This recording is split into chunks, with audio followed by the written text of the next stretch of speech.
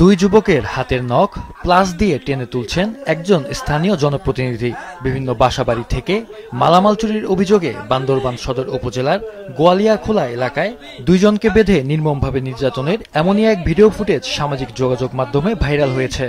ওই ফুটেজে দেখা যায় বান্দরবান সদর ইউনিয়নের ইউপি সদস্য শহীদুল ইসলাম দুই যুবককে রশি দিয়ে বেঁধে লাঠি দিয়ে মারধর করছেন। শুধু তাই নয়, তাদের হাত পায়ের নখ প্লাস দিয়ে টেনে তুলে নেওয়ার মতো নির্মম দৃশ্য দেখা গেছে ভিডিওতে। এই ঘটনার পর ইউপি সদস্য শহীদুল ইসলাম চুরির অভিযোগে তাজুল ইসলাম ও উলামং মারমাকে আটক করে সদর থানায় হস্তান্তর করে একটি মামলা দায়ের করেন। তবে নির্যাতনের সেই অমানবিক দৃশ্য সামাজিক যোগাযোগ মাধ্যমে ছড়িয়ে পড়লে স্থানীয়দের মধ্যে ক্ষোভ ও উদ্বেগ সৃষ্টি হয়। এলাকাবাসীর দাবি, চুরির অভিযোগে এমন নির্যাতন অমানবিক ও আইন বহির্ভূত। এ ধরনের আচরণ সে চোর হলে তার ন্যায় বিচার আদালত করবে, পুলিশ প্রশাসন করবে, কিন্তু এভাবে নির্যাতন করার কোনো মানে, এভাবে আইন তিনি হাতে তুলে নিতে পারেন না। এটা যে একটা বর্বরোচিত মধ্যযুগীয় একটা আক্রমণ, এটা কোনোভাবে আমরা ভালো চোখে দেখতেছি না। চুরির আতঙ্কে এলাকাবাসী অতিষ্ঠ, তাই বাধ্য হয়ে এমন কাজ করেছেন ও এই ঘটনায় নিজের ভুল স্বীকার করেছেন ওই ইউপি সদস্য। উত্তেজিত জনতা সব থেকে আমি রক্ষা করার জন্য গণপিটুনিতে সে মারা যাবে, এজন্য আমি নিজে ওকে দুই একটা বাড়ি দিয়ে এবং ভয়ভীতি দেখানোর জন্য আমি কি করছি, এরপরে পুলিশকে আমরা সুবদ্ধ করছি।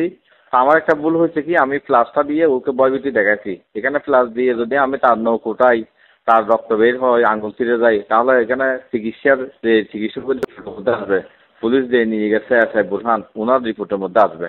এদিকে এ ঘটনার পর অভিযুক্ত তাজুল ইসলামের পিতা বান্দরবান চিফ জুডিশিয়াল আদালতে ইউপি সদস্যকে প্রধান আসামি করে 7 জনের বিরুদ্ধে ফৌজদারি অভিযোগ দায়ের করেন।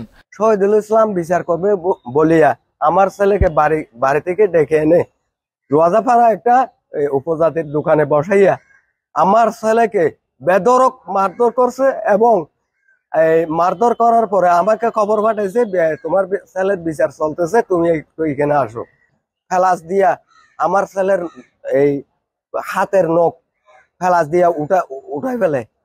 এমত অবস্থায় আমি প্রশাসনের কাছে একটা ন্যায় বিচারের আশা করি, যাতে ভবিষ্যতে কারো বাচ্চার উপরে এই ধরনের বর্বর নির্যাতন না হয়। অভিযোগের প্রেক্ষিতে বিজ্ঞ আদালত অভিযোগটি তদন্ত করার জন্য সিআইডিকে নির্দেশ প্রদান করেন। আইনজীবীরা বলছে, জনপ্রতিনিধির এমন আচরণ অগ্রহণযোগ্য। আমরা একটা ভিডিও দেখেছি, উনি এই ভিকটিমকে যথেষ্ট মারধর করেছে এবং মারাত্মক অস্ত্র দিয়ে হাতের নখ উপড়ে ফেলার চেষ্টা করেছে। শেষ পর্যন্ত আমরা, যিনি ভিকটিমের পিতা, তিনি আসছেন আইনের আশ্রয় গ্রহণ করার জন্য। আমরা বাংলাদেশ দণ্ডবিধির আইনে ওই আসামি শহীদুল ইসলাম সহ আরো অন্যান্যদের বিরুদ্ধে একটি ফৌজদারি মামলা দায়ের করেছি।